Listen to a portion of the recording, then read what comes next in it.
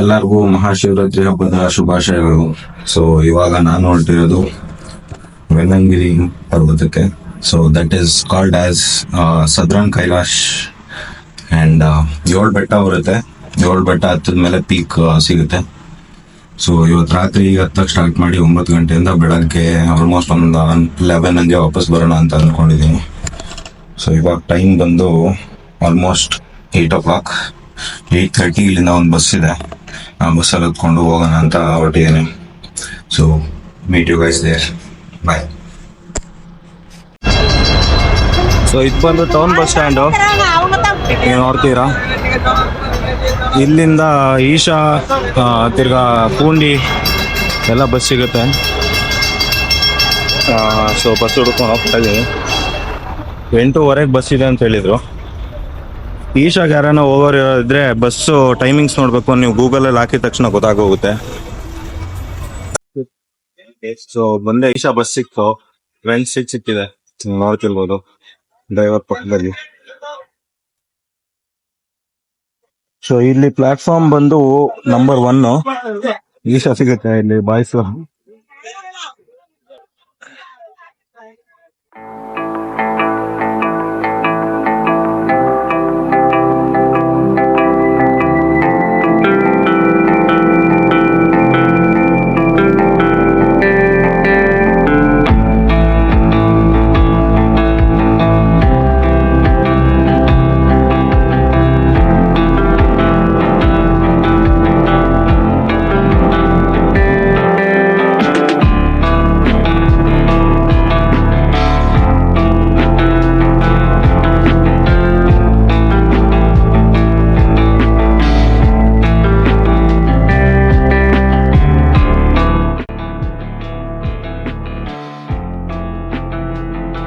So ಒಂದು 10 kilometre ಇದೆ, full traffic ಆಗೋಗಿದೆ. ಆ್ಯಂಡ್ ನಾನು ಬಂದು 9:45ಗೆ ರೀಚ್ ಆಗಬೇಕಿತ್ತು. ಫುಲ್ಲು ಟ್ರಾಫಿಕ್ ಜಾಮಿಂದ ಒಂದು ಅರ್ಧ ಗಂಟೆ ಇಲ್ಲೇ ನಿಂತಿದ್ವಿ. ಇವಾಗ ಮೂವಿಂಗ್ ಆಗ್ತಿದೆ. ಎಷ್ಟೊಂದು ಜನ ಬಸ್ಸೆಲ್ಲ ಹಿಡಿದ್ಬಿಟ್ಟು ನಡ್ಕೊಂಡೆ ಹೋಗ್ತೀವಿ, ನಡ್ಕೊಂಡು ಹೊರಟೋರು 10 ಕಿಲೋಮೀಟ್ರು. ಇಷ್ಟೊತ್ತು ಫುಲ್ ಹಾಲ್ಟಲ್ಲಿ ಇತ್ತು ಬಸ್, ಇವಾಗ ಮೂವಿಂಗಲ್ಲಿದೆ.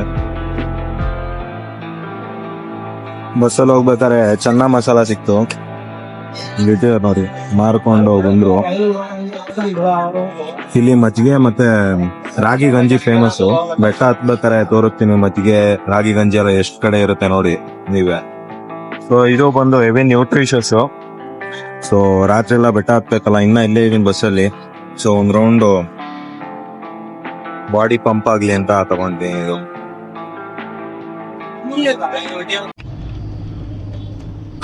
ಫೈನಲಿ ಈಶಾ ಸೆಂಟ್ರಿಗೆ ಬಂದ್ವಿ. ಟೈಮ್ ಬಂದು 12:15. ನಾನು ಅನ್ಕೊಂಡಿದ್ದು 10 ಗಂಟೆಗೆಲ್ಲ ರೀಚ್ ಆಗಿ ಹೋಗ್ತೀನಿ ಅಂತ. ನೋಡೋರು ಇಲ್ಲ, 12:15 ಹೋಗಿದೆ. ಟ್ರಾಫಿಕ್ ಇರೋದ್ರಿಂದ ಬಸ್ನೆಲ್ಲ ಹಿಂದೆನೇ ನಿಲ್ಸಿದ್ರು. ಈಶಾ ಫಂಕ್ಷನ್ನು ಮುಂದೆ ನಡೀತಿದೆ ನೋಡಿ, ಲೈಟಿಂಗ್ಸ್ ಎಲ್ಲ ನೀವು ನೋಡ್ತಿರ್ಬೋದು. ಬಟ್ ನಾನಿವಾಗ ಈಶಾ ಫಂಕ್ಷನ್ಗೆ ಹೋಗ್ತಿಲ್ಲ, ವೆಲ್ಲಂಗಿರಿ ಫುಟ್ ಹಿಲ್ಸ್ಗೆ ಹೋಗ್ತಾ ಇದ್ದೀನಿ. ಅಲ್ಲಿಗೆ ಹೋಗಿ ಸಿಗ್ತೀನಿ ಬನ್ನಿ ನಿಮಗೆ. ಬಂದೆ ವೆಲ್ಲಂಗಿರಿ ಫುಟ್ ಹಿಲ್ಸ್, ನೀವು ನೋಡ್ತಾ ಇದ್ದೀರಾ. ಅಲ್ಲಿಂದ 4 ಕಿಲೋಮೀಟರ್ ಇತ್ತು. ಸೊ ಅಲ್ಲಿಂದ ಆಟೋ ತಗೊಂಡು, ಆಟೋ 100 ರೂಪಾಯಿ ಹೊಡೆದು ಇವಾಗ ಬನ್ನಿ ನೋಡಿದ್ರು. ಇಲ್ಲೆಲ್ಲ ಪಾರ್ಕಿಂಗು ಇದೆ ವೆಲ್ಲಂಗಿರಿ ಫುಟ್ ಹಿಲ್ಸು.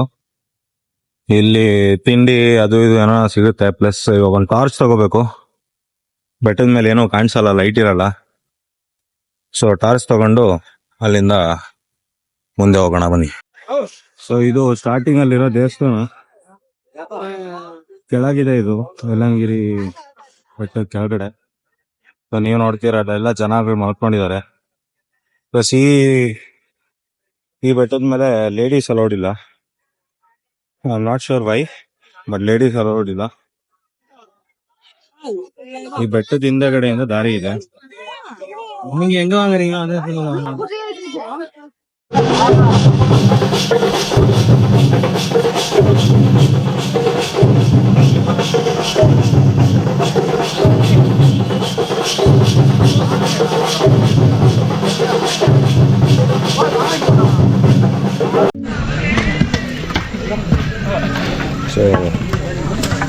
ಆಲ್ಮೋಸ್ಟ್ ಅರ್ಧ ಮೊದಲನೇ ಬೆಟ್ಟ ಹತ್ತಿದ್ದೀವಿ. ನೋಡ್ತಿರ್ಬೋದು ಎಲ್ಲ ಹೆಂಗೆ ಹೋಗ್ತಿದ್ದಾರೆ ಅಂತ.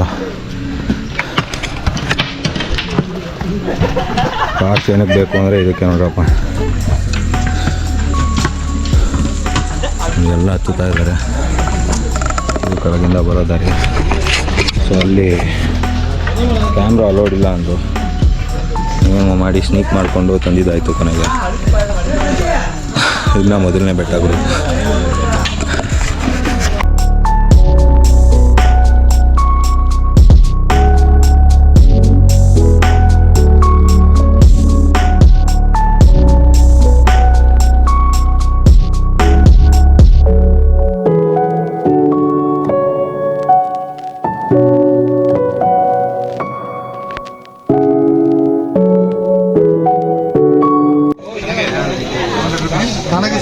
ಸೊ ಇಲ್ಲಿಂದ ಸೆಕೆಂಡ್ ಬೆಟ್ಟ ಸ್ಟಾರ್ಟು. ಇಲ್ಲಿ ಅಂಗಡಿಗಳು ಬರುತ್ತೆ. ಸೊ ಅದರಿಂದ ನೀವು ನೋಡಿಕೊಂಡು ತಿಳ್ಕೊಬೋದು.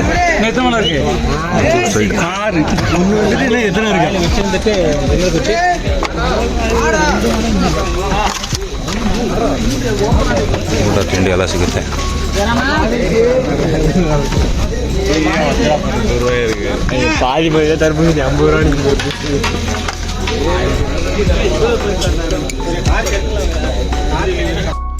ಇವಾಗ ಟೈಮ್ ಬಂದು 5 ಗಂಟೆ. ನಾವು ಆಲ್ಮೋಸ್ಟ್ 4ನೇ ಬೆಟ್ಟದಲ್ಲಿದ್ದೀವಿ. ಅಲ್ಲಿ ನೀವು ಮುಂದೆ ನೋಡ್ತಿರೋದು ಈಶಾ ಫಂಕ್ಷನ್ದು ಲೈಟಿಂಗ್ಸು.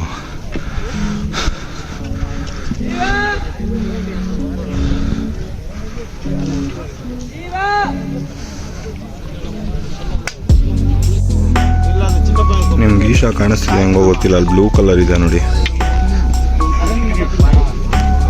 ಅದೇ ಈಶಾ ಸೀಟಿಂಗ್ಸ್ ಅಲ್ಲ.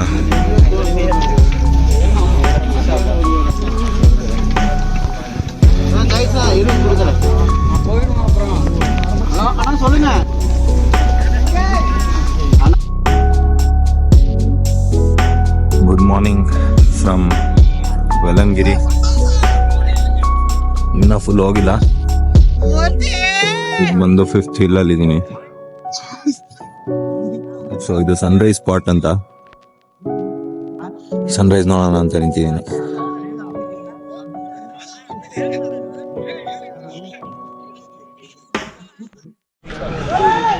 ಸಮುದ್ರ ವಸನೆ ದೇವಿ ಪರ್ವತಸ್ಥಾನ ಮಂಡಲೆ ವಿಷ್ಣು ಪತ್ನಿ ನಮಸ್ತುಭ್ಯಂ ಪಾದಸ್ಪರ್ಶಂ ಕ್ಷಮಸ್ವಾಮಿ. ಸೊ ಹಿಂಗಂದ್ರೆ ಏನು ಅಂದರೆ,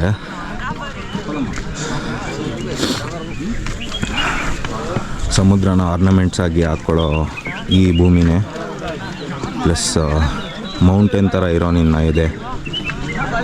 ವಿಷ್ಣು ಪತ್ನಿ ಆಗಿರೋ ನಿನಗೆ ನಮಸ್ಕಾರ.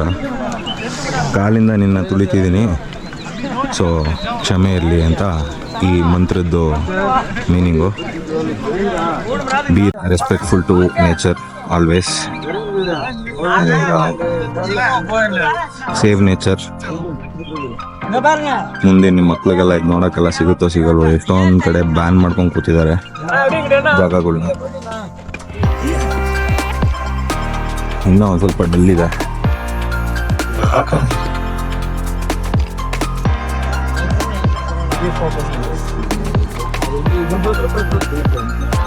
ಏಯ್ 5 ನಿಮಿಷ ಆಯ್ತು.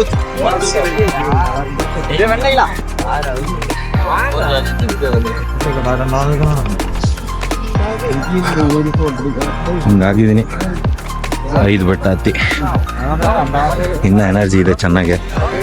ಇವಾಗ ಪರೋಟ ಒಂದು ಪಾರ್ಸೆಲ್ ತಂದಿದ್ದೆ, ಓಪನ್ ಮಾಡ್ಕೊಂಡು ತಿಂದೆ. ನೀರಿಂದ ಕೊರತೆ ಗುರು ಇಲ್ಲಿ. ಮಜ್ಜಿಗೆ ಸಿಗುತ್ತೆ, ಜ್ಯೂಸ್ ಸಿಗುತ್ತೆ, ನೀರೇ ಸಿಗಲ್ಲ. ಮೇನ್ ನೀರಿಡಬೇಕು. ಪ್ಲಸ್ ಇದೆಲ್ಲ 1 to double rates. So next time ನೀವು ಬರೋ ಆಗಿದ್ರೆ ಪ್ಲ್ಯಾನ್ ಮಾಡ್ಕೊಂಬನ್ನಿ. ನಾನು ನಿಮಗೆ 7ನೇ ಬೆಟ್ಟಕ್ಕೆ ಹೋಗಿ ತಿರ್ಗಾ ಸಿಗ್ತೀನಿ. ಬಾಯ್ ಬಾಯ್.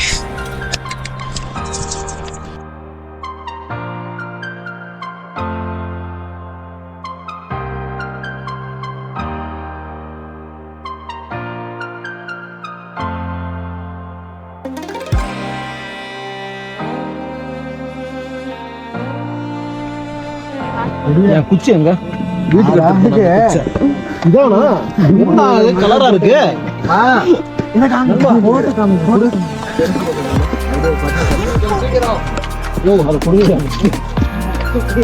போயிட்டே இருங்க உடையாம இருந்தது ಅವ್ನು ಯಾರೋ ಅಲ್ಲಿ ಶಂಕು ಊದ್ತಾನೆ ಅಂದ್ಕೊಂಡ್ರೆ ಫೋಟೋಗೆ ಪೋಸ್ ಕೊಡ್ತಾವನು.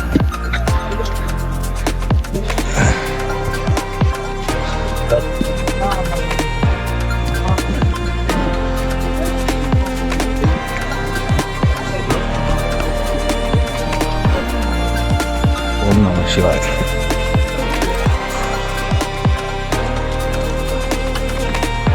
ಒಳ್ಳೆ ಲೆಗ್ ವರ್ಕೌಟ್ ಗುರು ಇವತ್ತು.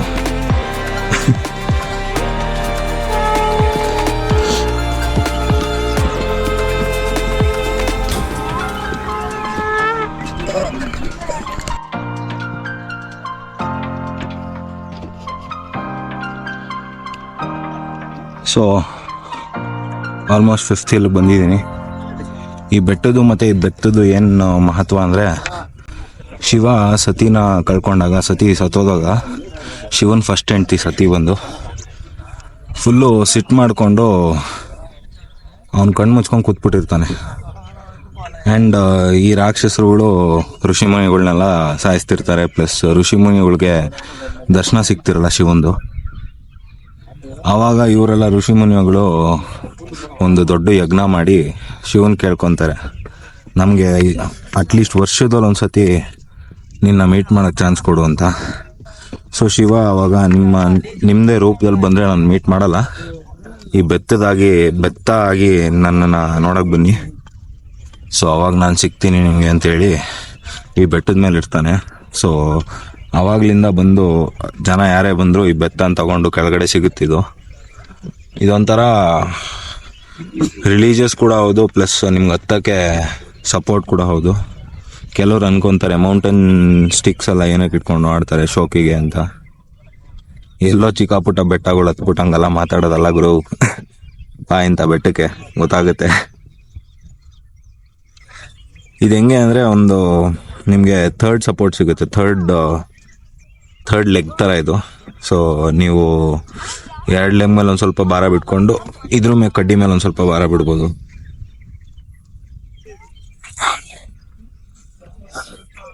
ಅದೇ ಈ ಬೆಟ್ಟದ್ದು ಮತ್ತು ಬೆತ್ತದ್ದು ಮಹತ್ವ ಇಲ್ಲಿದು. ಸೊ ಇವಾಗ ನಾನು ಬಂದು ಆಲ್ಮೋಸ್ಟ್ ಇನ್ನೊಂದು ಅವರಲ್ಲಿ ಹತ್ತಿ ಸ್ಟಾರ್ಟ್ ಮಾಡ್ತೀನಿ ಕೆಳಗಿಳಿಯೋದು. ಕೆಳಗಿಳಿಯೋ ಅಷ್ಟು ಅಟ್ಲೀಸ್ಟ್ 1 ಅಥವಾ 2 ಆಗುತ್ತೆ ಮಧ್ಯಾಹ್ನ. ಇಲ್ಲಿಂದ ಬಸ್ ಹತ್ಕೊಂಡೋಗಿ ವಾಪಸ್ ರೂಮ್ಗೆ ಹೋಗಿ ಫೈನಾಗಿ ಒಂದು ರೌಂಡ್ ಮಲ್ಕೊಂಡು ಸಂಜೆ ಎದ್ದು ಏನಾದರೂ ಊಟ ತಿನ್ನೋಕೆ ಹೋಗೋಣ ಅಂತ ಪ್ಲ್ಯಾನ್ ಆಗಿದ್ದೀನಿ. ನೋಡುವ ಏನಾಗುತ್ತೆ ಅಂತ. ಸರಿ ಗಾಯ್ಸ್, ಸಿಗ್ತೀನಿ ಮೇಲೋಗಿ. ಈ ಕಂಟೆಂಟು ನಿಮಗೆ ಇಷ್ಟ ಆದಲ್ಲಿ ಲೈಕ್ ಮಾಡಿ, ಶೇರ್ ಮಾಡಿ ಹಾಗೂ ಸಬ್ಸ್ಕ್ರೈಬ್ ಮಾಡಿ. ಮತ್ತು ನಿಮ್ಮ ಫ್ರೆಂಡ್ಸು ಫ್ಯಾಮಿಲಿ ಯಾರು ಈ ಬೆಟ್ಟ ನೋಡಿರಲ್ವೋ ಶೇರ್ ಮಾಡಿ. ನಾನು ನಿಮಗೆ ಮತ್ತೆ ನೆಕ್ಸ್ಟ್ ವ್ಲಾಗಲ್ಲಿ ಸಿಗ್ತೀನಿ. ಅಂಟಿಲ್ ದೆನ್ ಬಾಯ್.